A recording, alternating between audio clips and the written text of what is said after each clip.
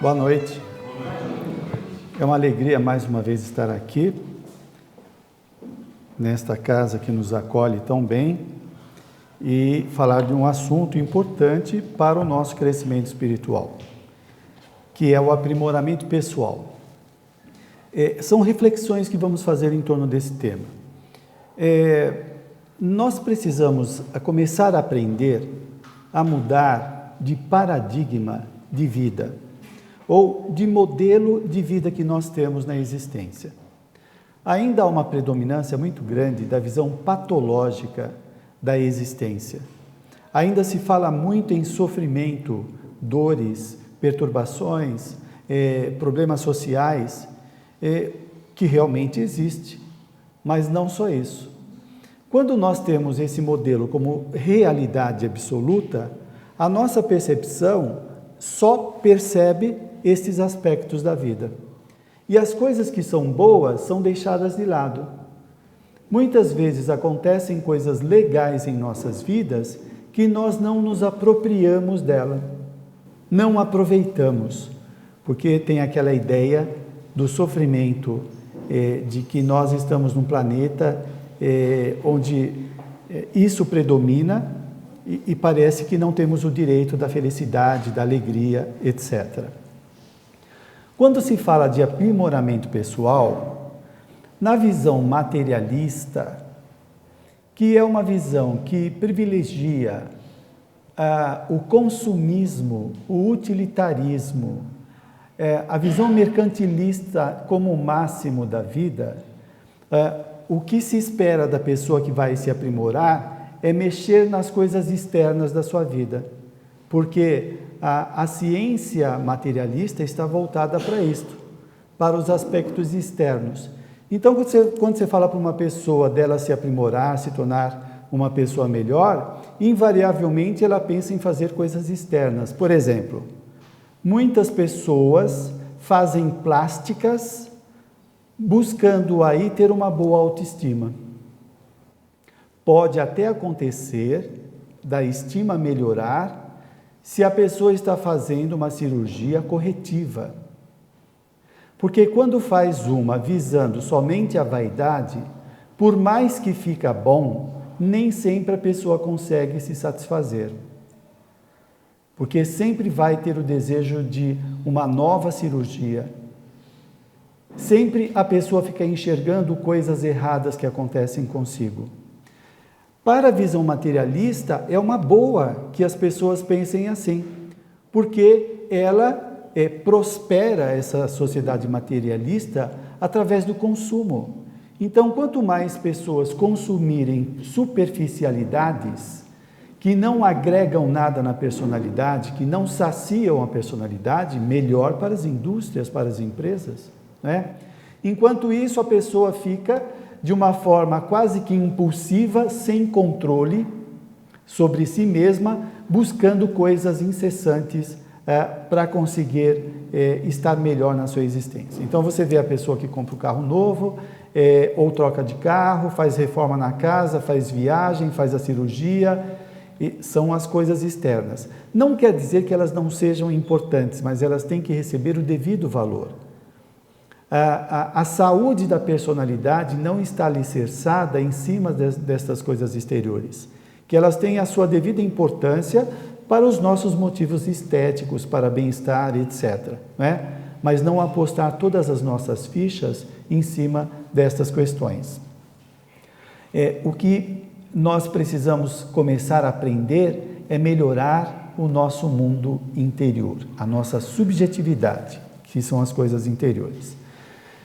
Quando nós estamos perturbados, em conflitos, confusão, isso causa um mal-estar na personalidade que, como ela não aprendeu a resolver estas questões internas, ela busca coisas externas para aplacar esse incômodo interno, que pode ser essas coisas que eu citei como o consumo, não é? Joana de Ângeles fala que nós buscamos atender às nossas necessidades falsas. A necessidade falsa é aquilo que a sociedade apregoa na cabeça das pessoas. Para você ser uma pessoa feliz, você tem que buscar tal marca de tênis, ter o carro X, fazer tal viagem. Então, enquanto a pessoa faz isso, ela vai atrás dessas buscas, que pode causar prazer, mas não alegria necessariamente, não é? Ela continua vazia. E a proposta de Joana de Ângeles é o indivíduo buscar atender às suas necessidades reais. É aquilo que resolve, é o que é real, não é falso. Porque se eu tenho uma autoestima muito baixa, se eu me acho uma pessoa inadequada, se eu me acho uma pessoa má, isso vai fazer com que a minha vida seja problemática, porque eu sempre vou ficar atirando este mal-estar, este sofrimento em cima dos outros. Não é? É a sociedade, as pessoas que fazem isso comigo. Enquanto eu atiro no exterior a responsabilidade pelo meu sofrimento, eu deixo de eu mesmo mergulhar no meu interior e começar a trabalhar essas coisas internas. Então, se eu tenho uma baixa autoestima, eu tenho que trabalhar. Por que que eu tenho essa estima negativa por mim mesmo? Eu preciso descobrir. Às vezes são coisas que aconteceram na nossa infância. Às vezes o pai está nervoso e xinga o filho ou a filha, e a criança fica com aquilo na cabeça, se autorrotulando com aquele xingamento do pai ou da mãe. E isso pode interferir na autoestima da pessoa ao longo da sua vida. Não é? Como um obsessor pode se valer de uma pessoa próxima de nós, induzindo esta pessoa a nos desqualificar. Então, quantas vezes nós ouvimos pais dizerem aos seus filhos ou maridos sobre a sua mulher, a mulher sobre o seu filho, sobre o marido: você é burro, você é incompetente, você é desinteressante, ninguém gosta de você. E vai enchendo a mente da pessoa do que a psicanálise vai chamar de excitamento mental. Você está enchendo a pessoa de imagens perturbadoras, e ela pode carregar isso ao longo do tempo, não é? Então, são essas coisas internas que nós devemos trabalhar. Mas vamos seguir aqui a proposta de Joana de Ângeles. Antes eu quero fazer uma citação do Evangelho segundo o Espiritismo, quando fala dos caracteres da perfeição, porque a palestra está falando sobre aperfeiçoamento pessoal. Então, quais são os caracteres da perfeição? Diz Jesus: amai os vossos inimigos, fazei bem aos que vos têm ódio e orai pelos que vos perseguem e caluniam. Com isso, mostra que a essência da perfeição é a caridade, na sua mais ampla acepção, porque ela amplia a prática de todas as outras virtudes. Na visão materialista, o indivíduo ele aprende a ser virtuoso para si mesmo, cultivando o egoísmo. Ele vai amar as pessoas que são do seu interesse, que ele tenha alguma utilidade em amá-las. Não é? É um interesse egoístico. E que está mostrando, ao contrário da perfeição relativa, está mostrando a imperfeição da personalidade. Agora, vocês vejam o seguinte: quando se fala de amar o inimigo, é uma transcendência que o indivíduo tem que mobilizar em si mesmo, é um esforço pessoal para sair desse mundo acanhado do si mesmo, esse esconderijo do eu, quando o indivíduo é muito egoísta, e pensar no outro, apreciar o outro, perceber as qualidades. Quando se fala de amar o inimigo, não quer dizer que nós vamos amá-lo como amamos uma pessoa querida, porque nós não conseguimos fazer esse salto evolutivo no estalar de dedos, não é? Mas é não desejar o mal, é não caluniar, não perseguir. Porque no passado o inimigo era tratado com severidade, com perseguição, não é? Então a proposta de Jesus veio romper com esse modelo que está esbarrando aí em Moisés, no olho por olho, dente por dente. As pessoas que nos ferissem, que nos fizessem algum mal, era perseguida, não é? Então é uma ruptura, e é um modelo que nós temos que começar a pensar. Como que eu trato as pessoas difíceis na minha trajetória evolutiva? Como que eu trato? Se eu não sinto tanta afeição pela pessoa, será que eu não posso, no mínimo, ser simpático com ela? Se eu não consigo abraçá-la, talvez eu consiga cumprimentar. Oi, bom dia, boa tarde. É um exercício de superar esse egoísmo, egocentrismo, e ir ao encontro do outro. Não é? Porque o amor se aprende. Não é uma coisa dada e pronta. Um belo de um dia acordamos e amamos os nossos inimigos ou as pessoas difíceis. E somos afetivos com todo mundo. A afetividade é exercitada no dia a dia.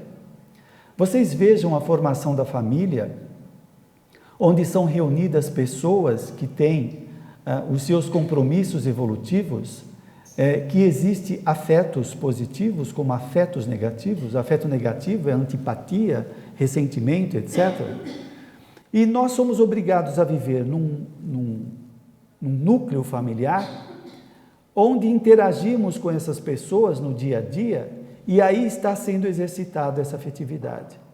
Aquela pessoa que é muito difícil para nós, imagina o filho difícil e o pai ter que lidar com a criança rebelde, esse exercício vai fazendo com que essa animosidade vá se dissipando e vai criando simpatia, empatia, afeto pelo outro, não é?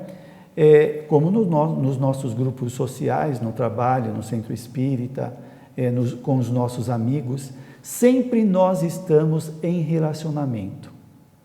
Aliás, tem uma frase do espiritualista Krishnamurti que ele diz o seguinte: não é porque eu penso que eu existo. Ele está parafraseando Descartes, porque é a ideia daquele filósofo Descartes, né? Penso, logo existo.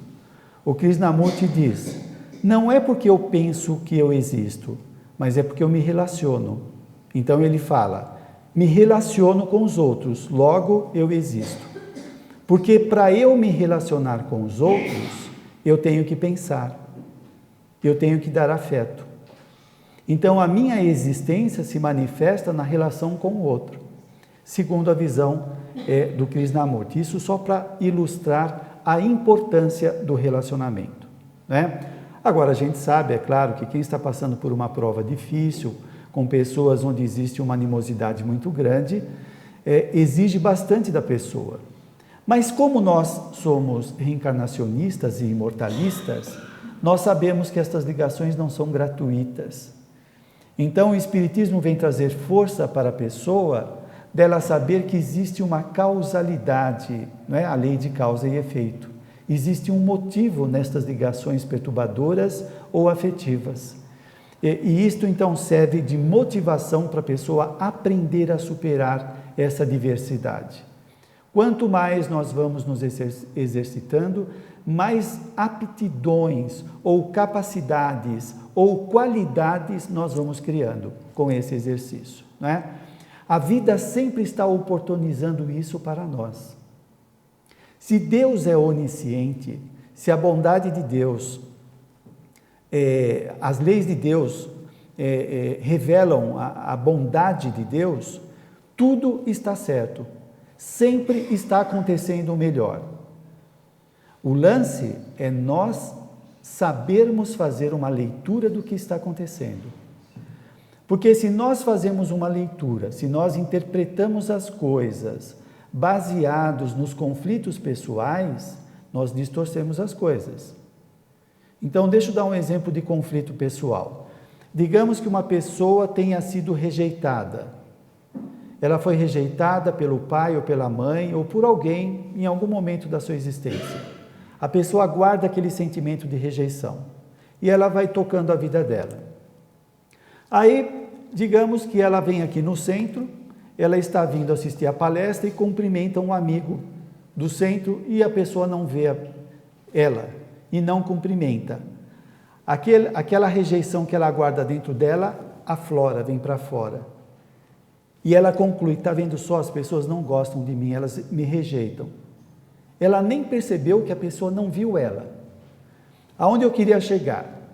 É só para sinalizar que os conflitos que temos internamente, eles sempre estão interferindo no nosso modo de lidar com a vida.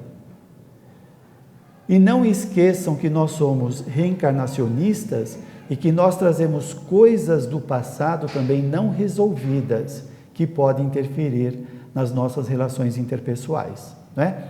Conflitos não resolvidos, perturbações, autoimagem distorcida, etc. Olha só uma colocação muito bacana no livro A Ciência da Alma, de uma psicóloga chamada Sônia ou Sonja Lyubomirsky, que é uma psicóloga que estuda a psicologia positiva. A psicologia positiva estuda a felicidade, a alegria. E ela diz o seguinte: mais da metade de nós, 54%, está moderadamente saudável do ponto de vista mental, mas não está bem. Ou seja, falta-nos mais entusiasmo pela vida e não estamos ativa e produtivamente evoluindo com o mundo. É um disparate. Deixa eu tentar dissecar o que ela fala aqui. Mais da metade de nós, 54%, está moderadamente bem psiquicamente. E por que nós não estamos bem com a vida? Esta é a pergunta. Provavelmente você não está sentindo agora uma dor aguda que não te deixa sair de casa, uma dor de cabeça intensa que não deixa você escutar, uma sonolência profunda por causa de algum distúrbio que impede você de ficar acordado. Apesar dessa lucidez, apesar dessa desperticidade, tem muita gente que não desfruta dessa saúde mental. Percebem isso? Provavelmente vocês vão encontrar no seu círculo familiar e mesmo pessoalmente, você acorda bem, disposto, daqui a pouco fica azedo, fica amargo, fica irritado, com mal-estar. Mas que coisa é essa? A pessoa está bem, logo ela fica alterada. Uma das descobertas da psicologia positiva é que nós não sabemos aproveitar as boas situações que se passam em nossa vida. O vício de ficar reclamando, de ficar colocando objeções em tudo que acontece, faz com que a pessoa não se aproprie da boa experiência que está acontecendo. Então, imagina que você guarda dinheiro para no domingo ter um almoço especial. E você já começa a fantasiar que o domingo vai ser um dia bacana, que você vai encontrar com alguns amigos e que vocês vão comer fora. Chega o domingo, todo entusiasmado, vocês vão para determinado restaurante e a pessoa fica naquele mal-estar, às vezes não interage muito bem com os amigos, às vezes está preocupado. A situação boa está lá acontecendo e ela não consegue desfrutar. Então, nós vemos aí que tem problema na personalidade de não saber aproveitar as boas coisas que acontecem na vida. As boas coisas que acontecem não é ganhar na loteria e nem ir para Paris, comer fondue. Pode ser comer um pastel na feira com quem você gosta e que você pode tirar daquele pastel um momento gostoso. É a pessoa saber transformar a situação em algo bom e não em algo perturbador. E aí a pessoa não percebe que é um vício de personalidade, aí ela acusa o meio exterior. Ah, mas é esse ambiente, é muito barulho, é que a comida está assim, está assado, sempre buscando justificativas. Nós temos que aprender, e se aprende através do exercício, a enxergar as boas coisas que já estão acontecendo em nossa vida. E desfrutar disso que acontece. Porque este desfrute vai trazer para o indivíduo a sensação ou sentimento de saciamento, o sentimento de ter vivido, de ter gozado a experiência.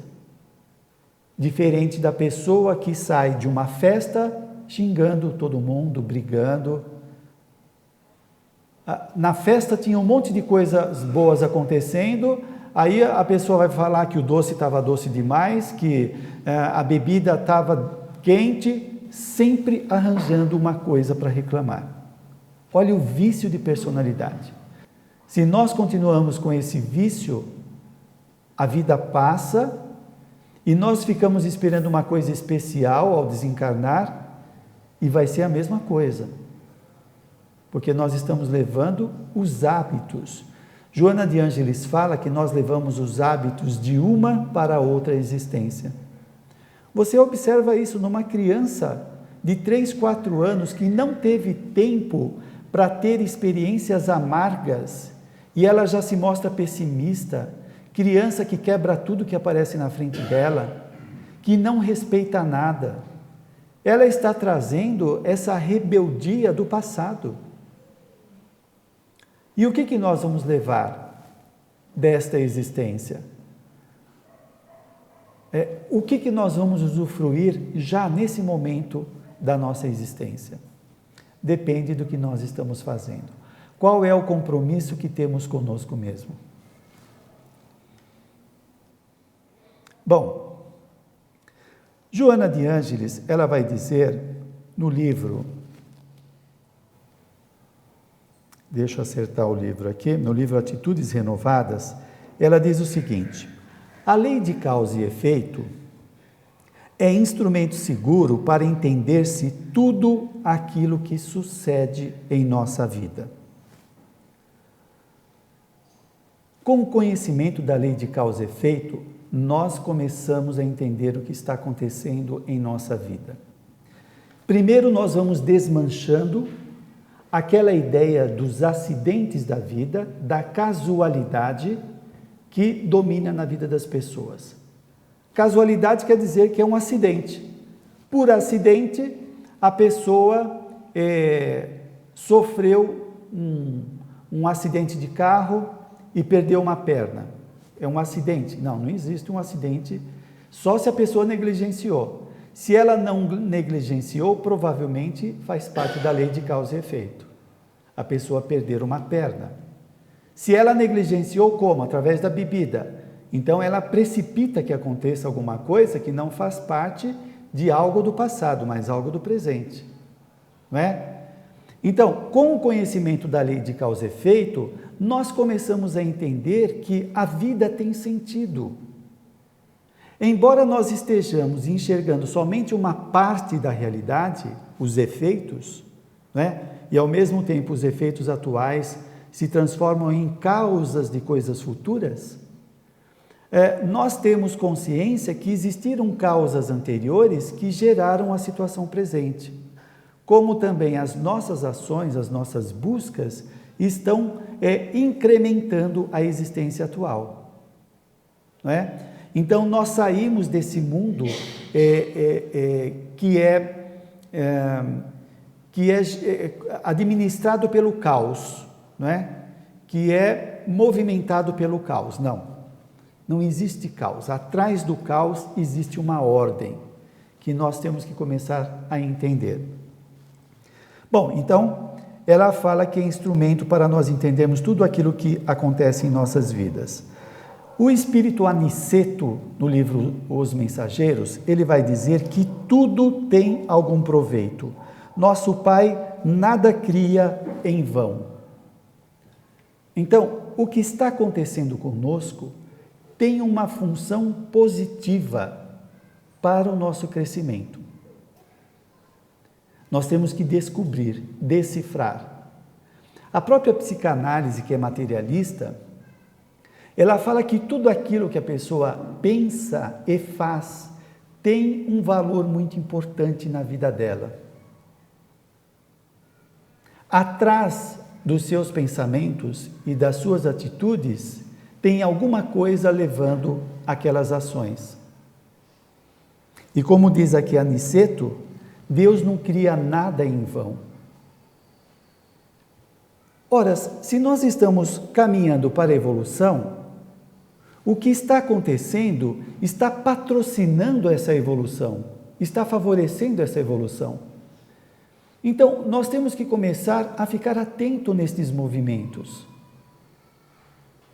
Quem são as pessoas que aparecem em nossa vida? Porque a pessoa vira e mexe, ela fica desempregada. Porque ela entra em relacionamentos que não consegue levar durante muito tempo.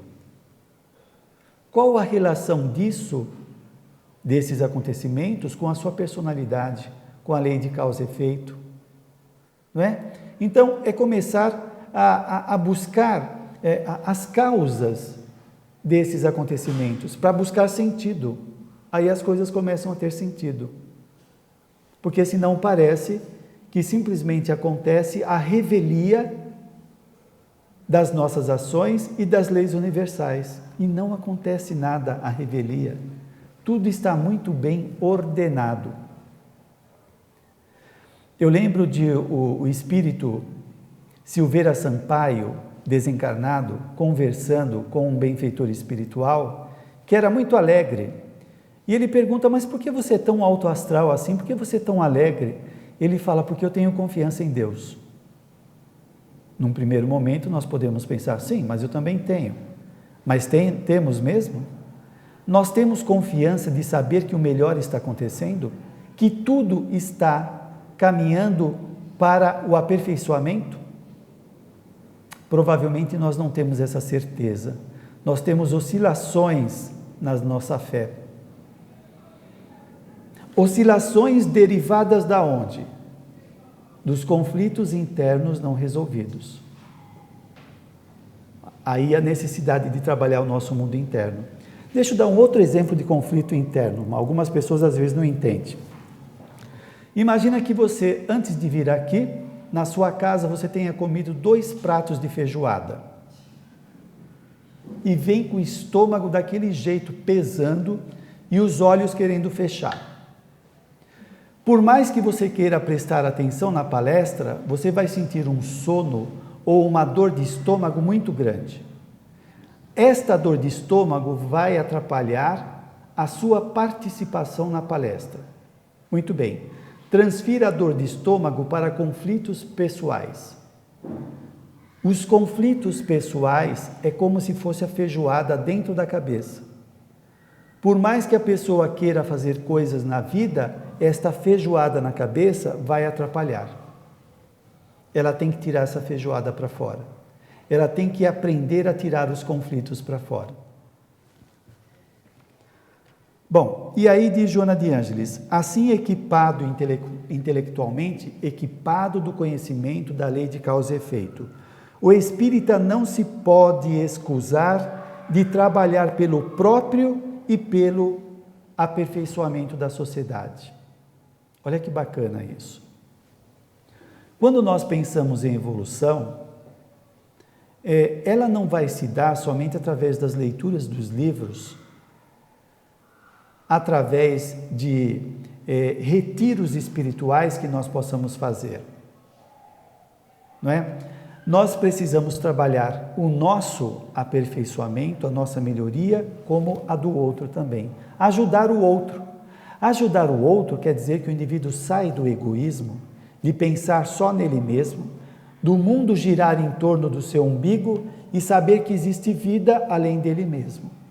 Então, quando ele começa a ir ao encontro do outro, ele começa a desenvolver várias qualidades qualidades de afetividade, de sociabilidade, de comunicabilidade, etc, etc. Então, isso faz com que o indivíduo aumente os seus conhecimentos, as suas capacidades, e ele comece a entender mais a vida. E quanto mais ele vai melhorando, mais ele vai sendo útil na sociedade. Essa ideia de melhoria, tem um psicólogo chamado Jung, que propõe um termo chamado individuação. Individuação é quando a pessoa se torna ele mesmo. E aí você pode achar estranho, mas espera, mas eu sou eu mesmo. Será? Muitas vezes nós nos confundimos com os papéis sociais. O papel social são aqueles que nós temos no cotidiano: papel de pai, papel de mãe, papel de dirigente, papel de empresário, papel de empregador ou de empregado. Nós achamos que nós somos esses papéis. Não, nós somos mais do que os papéis. Quando nós nos individuamos, nós nos tornamos quem nós somos, sem a influência da sociedade que dirige a vida de muitas pessoas. Então, a pessoa madura, ela tem muito mais condição de ajudar os outros, porque ela já enfrentou os percalços da vida, desenvolveu qualidades pessoais que possibilitam ela entender melhor o outro. Todos nós estamos nessa trajetória. Inevitavelmente, nós vamos nos individuar, nós vamos nos melhorar pessoalmente, estamos aperfeiçoando, né? Ninguém escapa disso. Bom, então a proposta dela é trabalhar para o progresso pessoal e da sociedade, saindo do egoísmo, não é? E ela diz, Joana de Ângeles, não seja de surpreender que sempre se encontra otimista o espírita, propõe Joana de Ângeles, porque ele tem o conhecimento da lei de causa e efeito. É interessante isso, né? Você pode achar que esse otimismo tem que ser uma coisa genuína. Ah, não, o otimismo tem que ser genuíno, tem que vir de dentro para fora. Como nós estamos num processo evolutivo, nós vamos fazendo, nós vamos nos esforçando para que essas qualidades se desenvolvam. Então, você pega uma pessoa que, por conta de algumas experiências, ela aprendeu a ser pessimista. Ela acha que sempre o pior vai acontecer. Isso por causa de uma experiência. Agora, nós podemos mudar isso e começar a alimentar o otimismo. Mas não é um otimismo utópico. É real. É começar a acreditar que o melhor vai acontecer.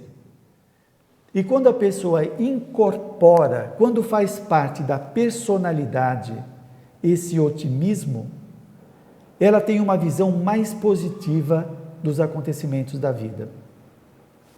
A psicologia positiva descobriu que as pessoas pessimistas, elas são mais negativas, elas têm uma autoimagem baixa, elas têm uma perspectiva de que o pior vai acontecer em suas vidas. E esse pessimismo faz com que o seu sistema imunológico desça e ela tem uma propensão maior de pegar doenças. E foi descoberto que nas pessoas otimistas, elas são mais assertivas, são mais sociáveis, são mais amistosas. Olha que interessante isso. Quer ver um exemplo? Pensa naquele dia que você estava muito mal, acordou de pé esquerdo. Quando nós estamos muito mal, nós temos dificuldade de nos relacionar. Nós temos um pouco de paranoia. Nós temos a impressão que as pessoas estão olhando para nós e nos julgando.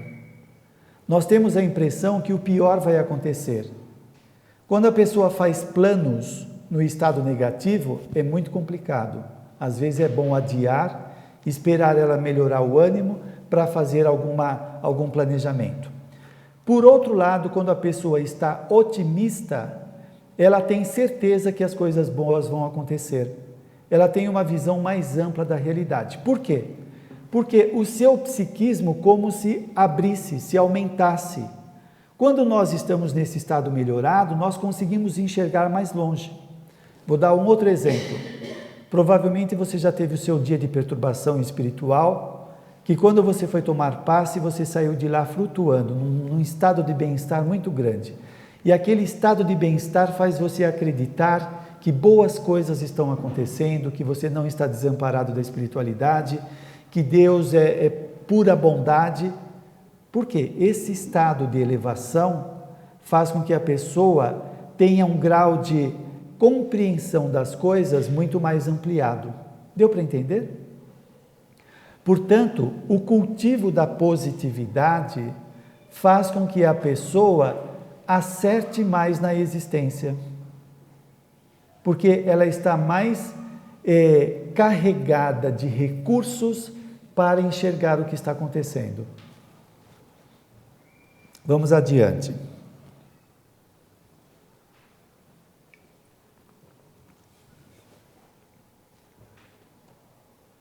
Falando desse bem-estar, mal-estar, eu estava conversando com uma pessoa e eu falei para ela: você se ama?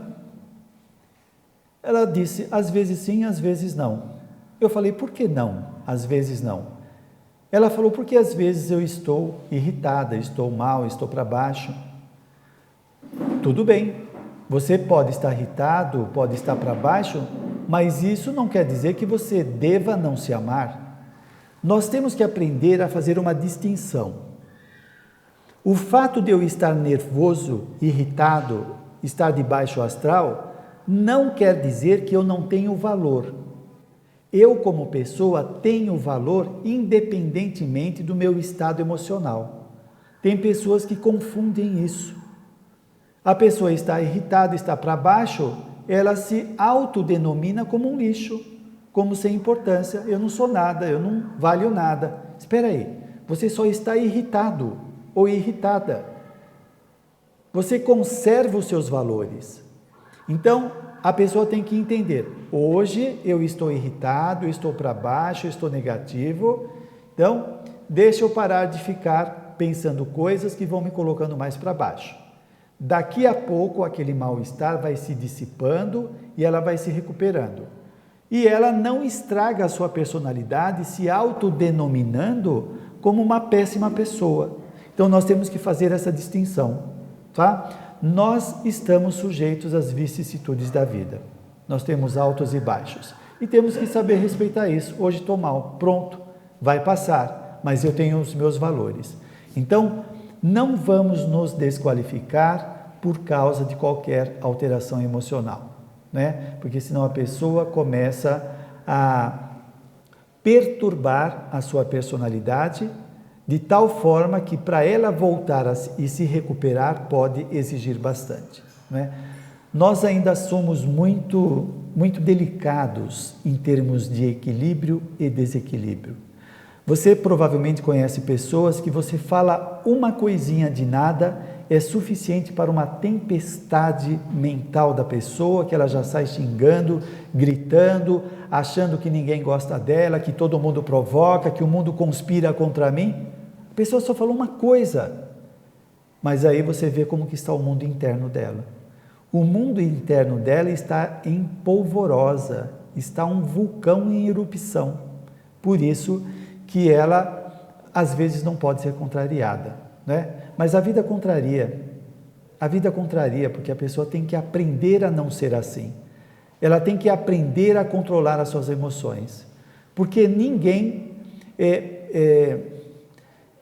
tem o dever de suportar o mau humor da outra pessoa. A pessoa mal-humorada, ela tem que aprender a controlar as suas emoções, porque ela vive em sociedade. Se todo mundo fosse colocar para fora o seu mau humor, como seria? A gente ia se pegar um no pescoço do outro. Então, não, o indivíduo tem que se controlar. E algumas pessoas dizem: ah, mas eu sou assim mesmo, isso é da minha personalidade. É porque você quer. A hora que a vida começar a te trazer problemas por conta desse comportamento, você vai ter que mudar de qualquer jeito. E no processo evolutivo, todos nós mudamos, não tem escapatória. Diz Joana de Ângeles: sendo a finalidade da existência o aprimoramento do espírito que somos, dispõe de recursos valiosos para não se deter na lamentação ou na revolta, quando surpreendido pelos fatores do processo iluminativo. Bom, nessa colocação aqui, algo muito importante a refletir é sobre a nossa imortalidade. Essa convicção ainda não foi assimilada pela personalidade. Nós temos notícia, nós sabemos, mas não temos consciência. A hora que nós tivermos consciência da nossa imortalidade, nós vamos perder muitos medos. Ainda está muito associado o corpo físico com o espírito. O corpo físico ele tem começo, meio e fim. O espírito não tem começo e não tem fim. Nós não sabemos quando foi criado e não tem fim. Nós somos espíritos, nós não vamos morrer. O corpo vai perecer, o corpo vai morrer. Então, essa ideia de imortalidade, que tem que ser conquistada, faz com que o indivíduo tenha uma postura na vida diferente. Gente, conversa com uma pessoa materialista, que ela tem a convicção da finitude da vida, a ideia de que ao morrer uma pessoa querida, ela nunca mais vai encontrar. E tudo que envolve a morte, o luto, não é, que está envolvido, traz muito sofrimento, porque as ideias que nós trazemos do passado é que a morte é definitivo e é uma separação eterna, nós nunca mais vamos ver a pessoa. E nós temos uma coisa em nós, no nosso psiquismo, muito interessante. Sempre que nós perdemos alguém, nós temos a impressão que nós poderíamos ser melhor para ela. Nós temos a impressão que ficamos devendo alguma coisa, às vezes uma palavra, uma visita. Ai da mãe ou do pai que morre e nós não fizemos a visita para eles, antes da desencarnação. A pessoa fica num estado de culpa terrível, né? Isso por quê? Porque a morte ainda tem essa conotação de separação eterna. Então, a aquisição desta consciência da imortalidade e da multiexistencialidade, nós reencarnamos várias vezes, faz com que o indivíduo tenha uma postura de confiança diante da vida, né? E isso vai mexer lá no seu arquivo da autoestima, do valor pessoal. O indivíduo não se enxerga mais segundo os papéis sociais que ele vivencia. Os papéis sociais é o papel de empregado, de mãe, de pai, de filho. Ele se enxerga como espírito que está acima desses papéis. Porque tem pessoas que têm baixa autoestima porque não têm um papel social de reconhecimento social. Ou seja, uma pessoa que tem uma profissão que ela acha desqualificada, ela não tem uma boa autoestima por causa disso. Porque ela acha que é a profissão dela. Nós não somos a profissão, não somos o corpo, nós somos espíritos imortais. E o nosso valor está por existirmos, não pelas coisas que fazemos.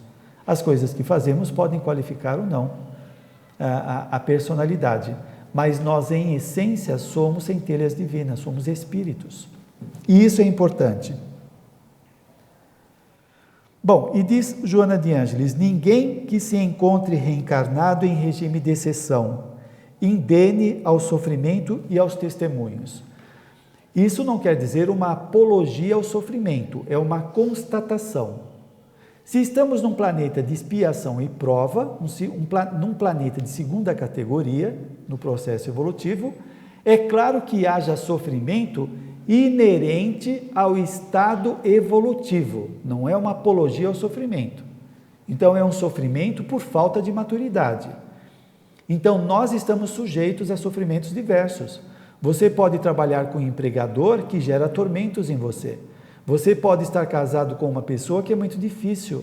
Você pode ter um filho, uma filha rebelde que causa maior perturbação na sua família. Então isso, segundo a psicanálise, é trazer angústia, isso gera angústia, a gente pode chamar de sofrimento também. Então, todos nós estamos sujeitos a isso. E nós precisamos aprender a lidar com a angústia, com o sofrimento. O sofrimento, por incrível que pareça, ele faz a pessoa crescer. Olha só, só um lance aí no nosso processo de desenvolvimento psicológico. Quando a criança sai da infância e começa a entrar na adolescência, e você começa a dar responsabilidade para esse adolescente, isso traz para ele um sofrimento, porque na infância era dado tudo para ele. A hora que ele tem que assumir responsabilidade, isso pode trazer um sofrimento por ele se achar incapaz, por ele não ter essa experiência. Então, o sofrimento dessa transição e a assunção da responsabilidade está fazendo ele crescer. E a vida vai trazendo para nós muitas experiências que nós temos que enfrentar, que são difíceis, né? Muitas vezes nós nos encolhemos, fugimos, mas temos que adquirir forças e voltar a enfrentar as situações. Então, não vamos fugir dos enfrentamentos que faz a personalidade crescer, não é? Não quer dizer que vai haver só sofrimentos. Existem muitos momentos de alegria e de felicidade e que depende da pessoa também cultivar, fazer isso acontecer em sua vida. A gente, de vez em quando, eu digo nas palestras, nós ainda não somos senhores de nós mesmos. Por quê? Porque esses conflitos que estão internamente, que quando não são resolvidos, eles de alguma forma, eles interferem em nossas vidas. Interferem. E à medida que nós vamos resolvendo, nós vamos nos tornando mais senhores de nós mesmos. Como Joana de Ângeles fala, nós vamos gerando mais positividade dentro da lei de causa e efeito em nossa ficha evolutiva, né? Então, isso vai gerando mais harmonia interior. Porque se eu tenho uma ficha no qual eu tenho um débito muito grande, ou seja, se eu tenho muitos tormentos internos não resolvidos, isso torna a personalidade instável. Quanto mais forças internas eu tenho, que são conquistas evolutivas, mais a personalidade é estável, ela tem mais domínio sobre si mesma. E tem mais harmonia, tem mais equilíbrio pessoal, por conta dessas forças desenvolvidas. Porque se nós não resolvemos os acertos internos, é como a feijoada que fica no estômago, causando embrulho o tempo todo. E à medida que nós vamos fazendo os acertos, nós vamos ficando mais equilibrados, mais senhores de nós mesmos. E a vida vai ganhando mais sentido. Existem lances da vida que nós não alcançamos. Por quê? Por causa do estado de limitação psíquica que não deixa o indivíduo alcançar determinadas faixas vibratórias e estados de harmonia que ele ainda não está preparado para sentir. Um dos últimos livros de Joana de Ângeles, o nosso tempo já acabou, só contar isso. Um desses últimos livros de Joana de Ângeles, ela conta lá o caso do São João da Cruz, que foi um místico do ano 1000, que ele tem até ele denominou um acontecimento depressivo como a noite escura da alma, que ele passou por essa experiência, a noite escura da alma. E a Madre Teresa de Calcutá, ela também passou por essa experiência. Teve determinado momento da vida dela que ela pensou em desistir da missão dela, porque apesar dela se entregar na seara do bem, ela não conseguia sentir a presença de Deus, ela não conseguia se sentir espiritualizada ou bem-estar espiritual. E Joana de Ângeles explica, ela não conseguia sentir, assim como São João da Cruz, porque os débitos que ela carregava eram muito pesados, e ela não conseguia usufruir do bem-estar do trabalho que ela produzia. Então, era neutralizado por causa desses débitos. À medida que ela vai resolvendo, ela começa a sentir um estado de graça que ainda nós não estamos preparados para sentir, que depende da evolução. Bom, gente, muito obrigado. Depois, se alguém quiser fazer alguma colocação, estou à disposição.